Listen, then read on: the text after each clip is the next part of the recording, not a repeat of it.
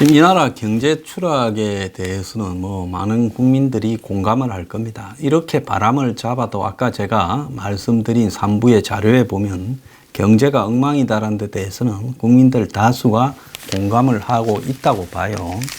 근데 문제는 뭔가 하면 이렇게 엉망인 경제가 회복될 수 있느냐? 회복되지 못하고 앞으로 점점 나빠질 거냐? 지금이 좀 장기적이긴 하지만은 그래도 이렇게 현 정부 말대로 소득주도 성장이나 혁신 성장으로 갈 것이냐? 그렇게 가지 못하고 그냥 정권 초반에 다들 말을 하지 않고 있으니까 심각한 문제를 제기하거나 터뜨리지 못하고 있으니까 그냥 이렇게 굴러가다가 이제 정권이 힘이 빠지고 중반이 지나고 지지율이 폭락하고 되면 그때서 이제 한국 경제가 위기가 왔다, 다 죽게 생겼다라고 이렇게 이야기를 할 것이냐. 자, 물론 문재인 정권이 이 위기를, 경제 위기를 다 만든 건 아닙니다. 정권이 바뀔 때마다 성장률이 1%씩 떨어져 왔습니다. 이것이 이제 누적이 되어서 도저히 어떻게 할 수 없는 상황에 왔는데요. 자, 지난 정권의 잘못을 적폐라고 청산을 하는 것은 현 정권에게 주어진 권한입니다. 그러면 세상에 좋은 것은 다 권한이고 그 다음에 내가 책임져야 될 의무는 책임지지 않는 것이라면 그것이 정권이라고 할 수 없죠. 그거는 그야말로 나쁜 놈들이죠. 그러니까 나한테 권한이 있다면 거기에 상응하는 책무도 있는 겁니다. 그 책무가 뭐냐고 하면 경제가 나빠져도 전 정권의 잘못이기 때문에 내가 책임질 필요가 없고 지난 정권의 탓이다라고 전가해서는 안 되는 거라는 겁니다. 자, 나라를 넘겨받았으면 부패 청산이나 대북쇼뿐만 아니라 경제도 살릴 이 책무까지도 같이 넘겨받는 것이지, 배를 인수할 때 배 안에 있는 것만 다 내 거고 배 안에 있는 선원이나 배 안에 있는 기름이나 이런 거는 필요 없다고 하면 배가 돌아가겠습니까? 그렇기 때문에 인수했으면 다 책임을 져야 되는 거예요. 지금 여러 곳에서 10년 경제 위기설이 또 부상을 했고, 지금 경제 위기가 심각한 것은 트럼프라는 예측할 수 없는 미국의 파퓰리즘 정치인, 과거에도 미국의 팻 부캐넌, 그 다음에 로스 페로, 그 다음에 휴이롱, 그리고 조지 월레스 같은 좌우파에 기반을 둔 파퓰리스트 정치인들이 있었습니다. 근데 그 사람들이 다 기존의 이 금융화, 고도로 금융화되고 제조업을 무시한 미국의 이 경제가 이대로 가면 무너질 수 있다. 그리고 그런 어떤 이 경제 신자유주의라는 부분을 다국적 기업이라는 부분에 또 고도의 금융화라는 부분에 일부 IT화라는 부분에 이용해 먹기 위해서 한마디로 저질 인력들을 국적이 없이 미국으로 다 빨아들여서 저임금을 지속시키려고 한다. 그리고 실제로 이렇게 탄탄한 노동 계급들은 다 해외로 이전한 공장들 때문에, 제조업 때문에 없어졌다. 그래서 이런 부분을 막아야 된다라는 부분이 미국 내에서 오래된 논란이었어요. 트럼프가 갑자기 그 이야기를 한 게 아니라 로스 페로가 이야기했거나 팻 부캐넌이라는 뭡니까? 미국의 후보가 이야기했던, 이 사람들 다 개혁당으로 나왔지요. 또 좀 더 거슬러 올라가면 조지 월레스나 휴이롱이 5, 60년대, 30년대에 이야기했던 말들을 거의 똑같이 반복하고 있는 겁니다. 그렇다면 지금 미국이 제조업 중심으로 일자리를 다시 만들어야 된다는 걸 트럼프가 들고 나서면서 중국과의 무역 전쟁을 벌이고 그 다음에 자유무역 협정을 파기하면서 굉장히 지금 이 한마디로 국제 경제 질서, 무역 질서, 환율 질서 등을, 통상 질서를 흔들고 있습니다. 자, 그 속에서 지금 한국의 자동차가 한미 FTA를 미국의 뜻에 따라서 자동차 등에서 많은 양보를 했지만은 여전히 25% 관세를 얻어맞을 것인지, 그건 미국의 무역 확장법이라는 데에 따라서 국가안보 위협이라는 부분이기 때문에 뭐라고 우리가 어떻게 할 수도 없는, 한마디로 지 멋대로 정한 법이에요. 그래서 이런 속에서 미국은 또 금리를 올려가고 있습니다. 지금 벌써 미국과의 기준금리 격차가 0.75까지 나왔습니다. 자, 이런 상황에서 한국의 지금 대출 금리는 저절로 따라 올라가고 있습니다.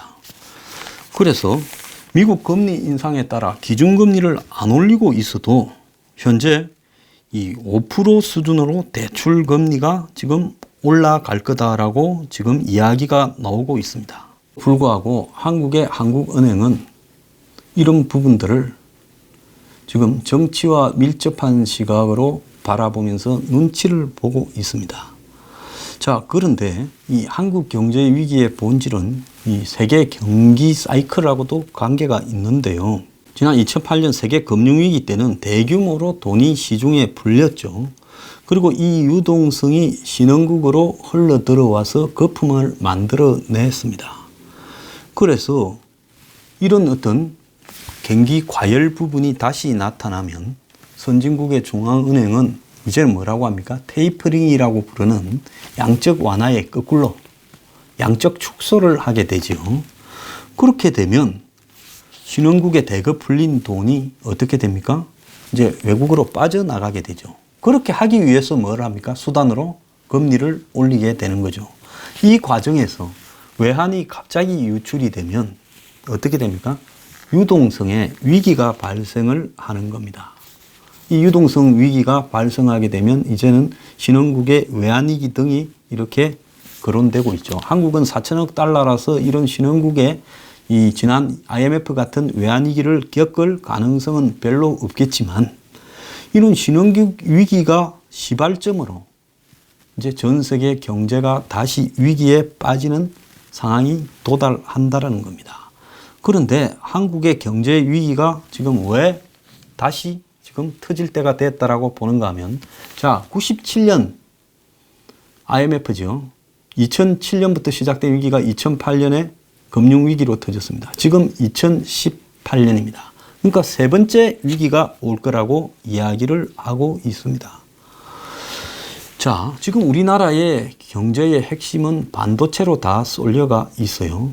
그리고 또 반도체 외의 어떤 부분에서 지금 한국이 기술적으로 중국한테 급속하게 쫓기고 있고 반도체에서도 쫓기고 있습니다. 최근에 삼성 스마트폰의 위기가 결국 그런 것 중에 하나지 않겠습니까? 자, 그런데 지금 비메모리 분야의 반도체에서는 한국이 상당히 심각하다라는 이야기가 나오고 있고 지금 현재는 최고조인데 이 최고조가 이제 반도체도 얼마 가지 않아서 한국이 밀리고 꺾일 상황이 지금 다가오고 있다고 다른 외국 쪽에서는 전문가들이 그렇게 보고 있습니다. 중국이 현재 반도체의 자금률이 14%밖에 안 되는데 어마어마한 액수의 반도체 작업 계획을 세우면서 2025년까지는 70%를 작업하겠다고 이야기를 하고 있습니다. 자, 문제는 중국이 자신들의 이런 자금력과 더불어서 4차 산업혁명의 주도권까지 지겠다고 지금 그렇게 나오고 있는데요. 자, 이런 상황에서 지금 반도체와 4차 산업혁명이 지금처럼 한국에 기회거나 호황으로서 요인으로 작용할 가능성은 이제 점점 줄어들어 가고 있습니다. 이런 상황 속에서 한국은 소득주도 성장이니 이렇게 말을 하고 있지만은 결국은 노동개혁이나 기업구조개혁에 있어서 완전히 실패하고 있고요. 그렇게 해서 지금 어떤 일이 지금 나오고 있습니까? 20, 30만 명을 오르내리던 취업자 수 증가 폭이 7, 8월에는 5,000명, 3,000명에 그치는 고용 쇼크가 일어났지요. 자, 성장률도 지금 급락을 하고 있습니다.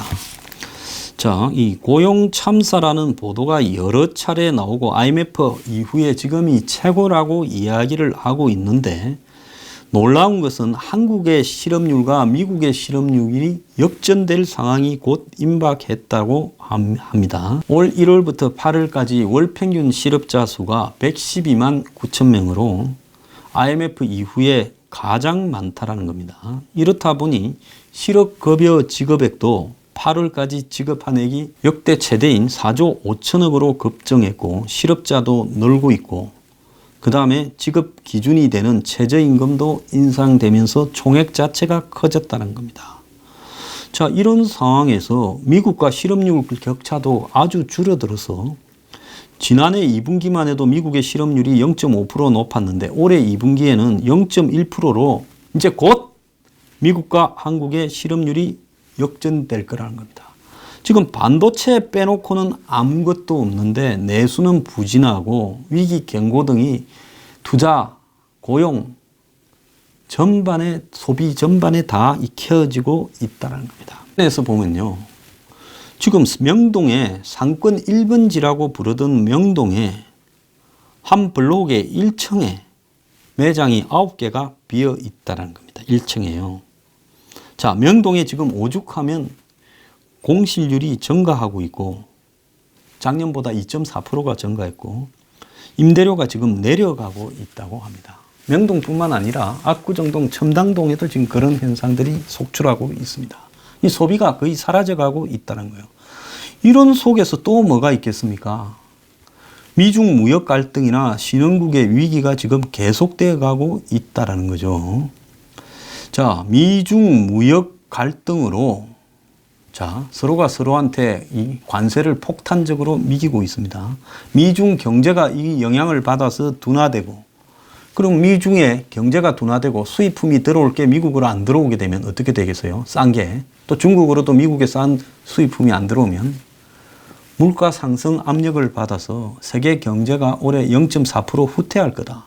그래서 2020년까지 세계 경제가 530조 원 정도 이렇게 더 줄어들 거다. 그러면서 이제 한국은 그 중간에 끼어서 중간재를 중국에 수출하고 중국이 완제품으로 미국에 수출하면서 중국에 대한 경상수지 흑자를 유지해 왔는데 중국의 수출이 흔들리면 한국도 흔들릴 수밖에 없죠. 자, 여기에 이 문제만 있는 게 아니라 미국의 금리 인상으로 신흥국에 지금 외환이 유출되면서 약세로 지금 떨어지고 있고, 그러다 보니까 터키, 브라질, 아르헨티나 등이 지금 외환위기 직전에 가고 있다는 겁니다. 한국은 외환 보유액이 4천억 달러에 이른다고 자랑하지만은 외채가 4,400억 달러, 외국인 주식 투자액이 5,200억 달러라서 급속하게 이런 자본들이 빠져나가면 한마디로 한국도 지금 안심 못한다라는 겁니다. 자, 이런 상황에서 결국은 영업활동 현금 흐름이 마이너스인 기업 비율이 31%에 달한다는 거죠. 기업 10개 중에서 3개가 지금 돈을 전혀 못 벌고 문을 닫아야 된다는 거고, 영업이익으로 이자도 못 내는 중소기업이 44.1%, 한국은행 통계에서도 3년 연속으로 영업이익으로 이자도 못 내는 한계 기업이 3,112개, 외부 감사 대상 비금융 기업의 13.7%라는 거예요. 자, 이런 상황이라면 결국은 어떻게 되겠습니까? 이런 좀비 기업을 빨리 정리하고 구조조정을 해야 되는데 나중에 이런 기업체들이 한꺼번에 부도가 나기 시작하면 은행의 금융위기의 한 요인이 되고, 여기에 이제 지금 폭등한 가계부채 1,500조에 달하는 가계부채가 금리 인상을 견디지 못해서 하우스푸어부터 무너지기 시작하면 이 기업 부채와 가계부채가 연쇄적으로 파동을 일으켜서 한마디로 정권에 데미지를 입히는 것이 지금 시간 문제다라는 겁니다. OECD 국가 중에서 한국이 거의 성장률이 2분기에 0.6%라는 거예요. 1분기에 비해서. 미국이 1%, 중국이 1.8%, 일본이 0.7%인데 이것보다 더 낮다라는 겁니다.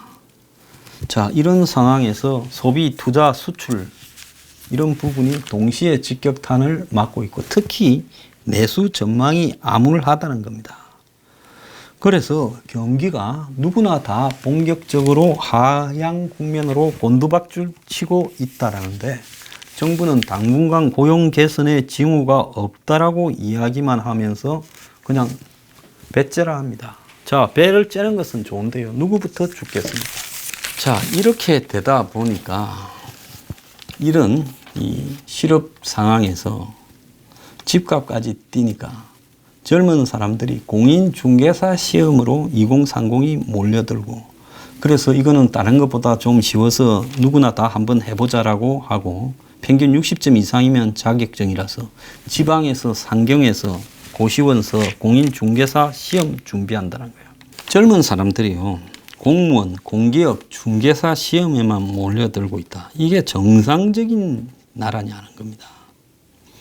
청년 실업률이 최악의 수준으로 이렇게 가다 보니까 5년 전에 4만 3천 명 수준이던 공인중개사 20, 30대 응시자가 올해는 20대가 2만 4천, 30대가 6만 2천 등 8만 6천 명으로 2배나 늘었다는 겁니다. 자, 청년들 보고 창업을 하라는데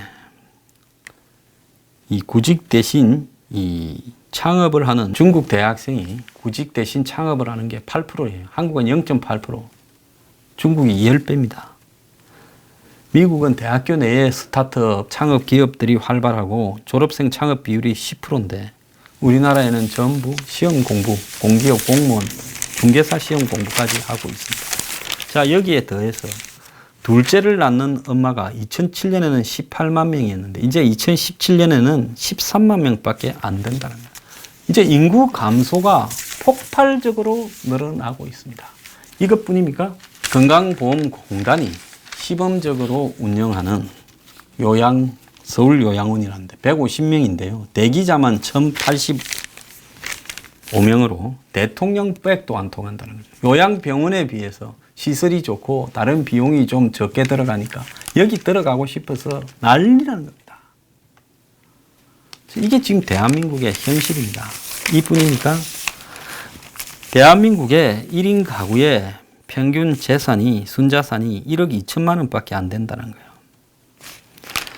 자, 은퇴 자금이 2억 8천만 원이 필요한 나라에서 노후에 살아가려면 1억 2천만 원밖에 안 되는 이런 1인 가구들. 특히 그 중에서도 50대가 가장 불행하다고 느낀다는 겁니다. 1인 가구 중에서요. 그 말은 무슨 말을 하느냐. 50대는 72.6%가 이렇게 불행하다라고 느낀다는 거예요. 1인 가구의 만족도가 남성 50대에서 가장 만족스럽지 못하다고 느낀다는 겁니다. 자, 애는 안 나오고 1인 가구는 이혼당하거나 결혼을 안 해서 점점 늘어나고 그러면서 이 사회는 점점 축소되고 움츠러들고 나라의 소비, 투자, 수출 모든 것은 다 줄어들고 있고 실업은 늘어나고 있습니다. 이런 한국 경제가 희망이 있다 보십니까? 문제는요, 빠져나갈 구멍만 있으면 좀 어려워도 되는데 빠져나갈 구멍이 없다는 데 있습니다.